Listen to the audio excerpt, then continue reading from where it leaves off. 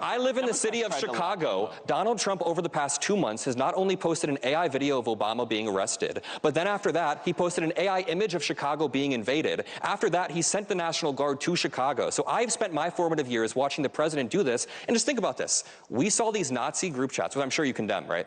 This Nazi group chat. Well, we can talk about it. Do you condemn it? I want to talk about it. Wait, so when they said gas chambers, disavow when they say gas chambers, you won't. So you're like JD Vance. You just won't condemn this? Well, I actually had JD on the show today. We had a whole conversation. You guys can all condemn this, right? Hell yes. Thank you. Honestly, being a MAGA supporter must be the most mentally challenging political position in the world.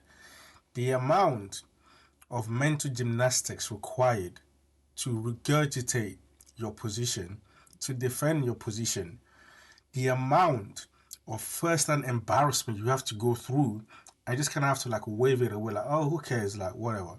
I'll just keep saying and keep on this train of this narrative that I keep regurgitating. It's so silly, it's so sad, and it's actually embarrassing. The amount of mental gymnastics you need to be able to hold a position and defend MAGA and defend Trump is honestly scary. And you're about to say it firsthand yet again. But first, if you're new around to this channel, it will be massively appreciated if you drop a like on the video and also subscribe. Let's get right into this. What have you learned, positive and negative, in the aftermath of his assassination?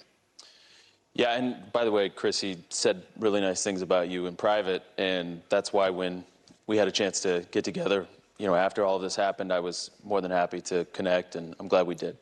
What I've learned is that there is a really, really vile undercurrent of political violence, and, you know, we talked about this briefly, but it's actually emanating from the political left. There was a YouGov economist poll that came out, I believe, it was between September 12th and the 15th. So the poll started 2 days after the assassination of Charlie. And what they found was about 30% of self-described liberals between the ages of 18 and 39 believed that political violence was justifiable to advance political ends. 30%. Meanwhile, conservatives of that same age group were among the most peaceful. So you see this diversion that's happening. Conservatives are getting more peaceful. Young conservatives were more likely to answer no, political violence is not acceptable than their older counterparts. Well, Andrew. First of all, just to be clear, even if, let's say that's a self-reported kind of like analysis, right? Let's say we even accept that. What he doesn't even realize here is the people on the left, the criticism isn't necessarily at the everyday Republican voters. It's more on the people that represent the political party itself. People like the president, people like the vice president, people that have close relationships with the president, like Elon Musk. These are the people driving the narrative. These are the people that the people on the left are talking about. So you can say these conservatives, normal everyday voters, are peaceful. That's fine. But that was never the discussion in the first place. The discussion was about people that hold prominent positions, prominent power in the country, driving the rhetoric and not using rhetorics that are peaceful and that can actually align people from both sides. That's the criticism. So you're pointing out some random self-reported survey about, yeah, well, I don't like violence, I like peace. No one really cares. That doesn't even entertain the whole discussion in the first place, because the whole discussion was about prominent people in the Republican Party that hold power are using very dangerous language. That's the point. So your whole self-reported question doesn't even attend to it. Andrew pointed out an undercurrent of political violence, but there is a deeper undercurrent here of political radicalization of young people, primarily young men. So the same time that Charlie Kirk was tragically shot, another young white dude shot up Evergreen High School in Colorado, and this dude was a far-right neo-Nazi who had anti-Semitic messages online. I think that there's an undercurrent of radicalization that's stemming from a few things. As a 23-year-old, I lived through COVID during my most formative years, and I was able to rebound and have a social life, but a lot of young people didn't really get to rebound. Imagine having this bubble up around you during COVID, and you never really get to pull that bubble down, so you get sucked deeper and deeper down these algorithms online. Those algorithms are then, incentivized to push the most outrage, whether it's foreign bots like Russia and Iran trying to get people outraged, or domestic actors. I think Elon Musk's Twitter feed, for example, is disgusting and could radicalize a lot of young people. I disagree with the idea that violence disproportionately comes from young progressives. It is uniquely up this year, but if you look at any polls, according to CSIS, political violence overwhelmingly comes from the right. These mass shootings come from the right. And when it comes to the leaked text messages that came out 24 hours ago, I don't think it's fair to say there's an undercurrent just on the left. I know what you mean, but there's also an undercurrent on the right. There is something deep and dark boiling inside the GOP, and it's like the Nick Fuentes faction of the GOP.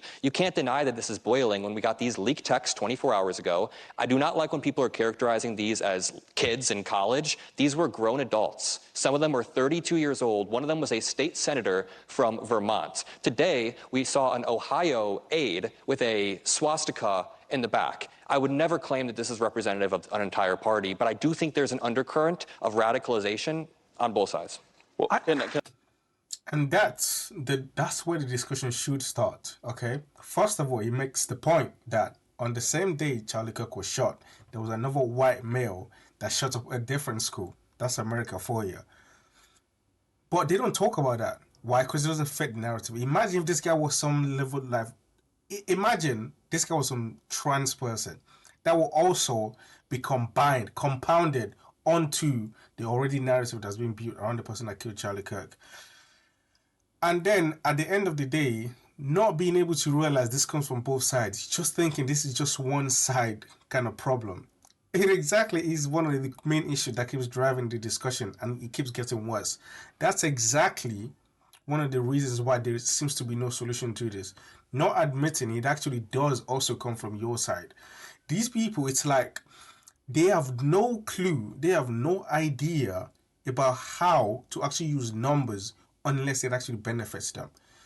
Like, I don't understand. This is such a big information that's out there for everyone to see. Most of the political violence comes from the right. Like, anyone, any level of research shows you that. Any level. It doesn't even take hours. It takes literally minutes. 2-3 minutes. You're gonna find that out. But just ignoring that clearly shows you're here in bad faith, not to actually represent what's actually happening, but just to represent what you want and the narrative that you want to push out there. That's it. Can I Go ahead, Andrew, please put a point on it, and then we'll go to the audience. Sure. Go ahead. Yeah, I just, and I want to find agreement. Charlie, if you ever watch his debates really closely, he was a master at making that human connection with people. He would say, so we agree. Even if they were worlds apart, he would try and find a place where he would agree with the student or the professor often that would come debate him. No, that is not true, okay? Charlie Kirk didn't do this conversational thing of trying to find a middle ground because he's trying to be good faith and actually trying to find a middle ground. No, he did that so he can corner you and pin you, so then you have to agree with his conclusion. Because if you agree with the first premise and the second premise and the third premise, well, obviously, simultaneously, you have to agree with the conclusion then. If you agree with all the premises. So this thing that Charlie Kirk does, where it's like, okay, so we agree on this, right? It isn't doing it because it's being good faith. It's doing it so it can trap you. That's it, okay? Any impartial observer would be able to tell you that this guy was a bad faith debater, okay? Very, very bad faith. He didn't do that because he's a good faith debater. No, he did it because he wanted to gain clips online and he wanted to corner and pin students that have no idea how to even debate in the first place. That's why he did it. Not because it's some good faith trying to find a middle ground. Hell no. I agree with you that COVID had a profound effect on Gen Z. I did not live through that, and my heart goes out to Gen Z students that lost their proms and their graduations from that and lost their social lives. However, the study you just cited didn't include things like you know, the Tesla attacks that were against Elon Musk and Tesla. The study shows lethal deaths, lethal violence. Lethal violence comes disproportionately from the right. The Tesla attacks were not lethal. We can point to the Buffalo shooting, the El Paso supermarket. I let you talk. Yeah. Oh, Go ahead. Go ahead. oh, he's disproving them. Oh, he's disproving them. Oh, I let you talk. What he said was wrong. What he said was wrong. That wasn't lethal. There was no one that died from that incident. Okay? The study he's talking about were studies that actually took into considerations like events and accidents that actually happened that had fatal events to it. The ones he's talking about, these are not fatal. Okay, there was no one that died from them. Okay, so obviously he's clearly wrong because he didn't even know the study that he was talking about. He just said, oh yeah, well, he didn't include this one. Yeah, because there were no casualties there. There were no fatalities. That's why it wasn't included. But obviously, now that he's pointed out, he's going to say, oh, well, let me talk. No, he's not letting you talk. Not because he's trying to be rude, but because you're wrong. That's why. That's why he's not letting you talk. Wow. All right. So there's a whole bunch. I tried to debunk my study, so. Is it your study? Did you do it? I did not do it, but keep What is your point, sir? My point is that time and time again, whether it's the Erin Burnett on CNN, God bless her, she tried to quote the same study. They didn't include a lot of what we would consider left-wing violence in that study, okay? First of all. Second of all, my dear friend was just killed by left-wing violence, assassinated in cold blood. There has been how many ICE facilities that have been targeted? And when you look at what's happening right now, I agree with you on the radicalization, but you have to be honest about the fact that you even admitted, well, this year it's progressives. Well, what about George Floyd? What about that whole summer of looting and rioting? Listen, there has been a trend of, I think, let's just say, let's be gracious and say, in the era of Trump, maybe it's a reaction to Trump. I'm open to those discussions. Now he gets it. Now he's starting to understand. Since Trump has been the president, the level of political violence and the rhetoric has skyrocketed. Okay, now he's starting to understand it. Now you can make arguments that the attack on ICE agents is unfair. That is true, because at the end of the day, they're just doing the job. But you got to understand, there's been multiple times when the president has overstepped his powers. And multiple times judges have said, hey, you've crossed the line, this isn't acceptable. He's tried to deploy national troops, national guards into different Democrat voting cities. And multiple judges that he chose have literally condemned it and said, no, this is illegal, you shouldn't do this. He is going to deploy national guards into Chicago, and the judge literally overruled it and blocked it. It's because he's overstepping. That's why the rhetoric is going up. And then these cities that are major Democrat voters are then reacting to it. And then you're calling them violent. It's because your president is overreaching his powers. He can understand it, but he doesn't want to admit it. And that's the problem with a lot of these people. But there is a justification for political violence. It shows up in every poll, and it's coming from progressives. I have spent all of my formative years watching the President of the United States talk about the opposition party like they shouldn't exist. His claim to fame in U.S. politics was saying that Obama wasn't born in America. That is how he entered the political stage. He was famous before that, but that was his claim to fame. He was the first presidential candidate to ever chant "lock her up" on a political stage. He tried to coup our government. And I live in this, let me finish. Listen. I live in the city of Chicago. Donald Trump over the past 2 months has not only posted an AI video of Obama being arrested, but then after that, he posted an AI image of Chicago being invaded. After that, he sent the National Guard to Chicago. So I've spent my formative years watching the president do this. And just think about this. We saw these Nazi group chats, which I'm sure you condemn, right? This Nazi group chat. Well, we can talk about it. Do you condemn it? I want to talk about it. Wait, so when they said gas chambers, disavow. When they say gas chambers, you won't. So you're like JD Vance. You just won't condemn this? Well, I actually had JD on the show today. We had a whole conversation. You guys can all condemn this, right? Hell yes. Thank you. Hold on. All right. Hold on. But Chris, can you condemn that? Here's the. This is it. This is the mental gymnastics I was talking about earlier. You don't condemn.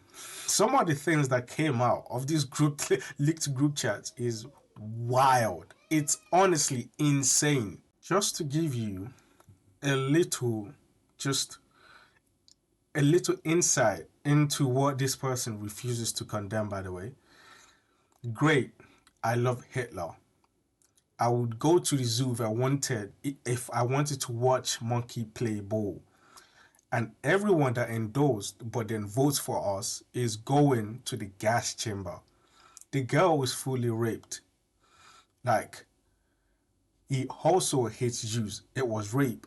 You're giving nationals too much credit and expecting the Jews to be honest. Everyone that votes no is going to the gas chamber. These are the leaked messages of these young, I don't even want to say young, but just Republican represent, like, these are the people that do represent and extremely supportive of the Republican Party. These are the leaked messages, okay? So when these people come out and start telling you about how the rhetoric or the violence that comes from the left is too much, these are also part of your like group at the end of the day. So trying to just dismiss it as something that doesn't exist and exists only on the other side is just naive or being plainly just a liar and a hypocrite.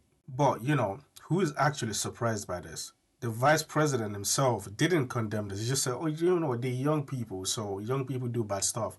Who really cares? Let's just talk about something else. This is what they do. Anyone that actually knows anything about these people, they will realize this is what they do. They deflect when it actually is something that can condemn, that you can condemn on their part. But then they try to make a narrative out of it when it's the other side. And they say, oh yeah, we're just going from that side. We don't really have any problem here. But it is actually delusional how much these people actually don't live in reality. Genuinely, these people are delusional. But that's just my thoughts. If you're new around here, it will be massively appreciated if you drop a like on this video and also sub to the channel.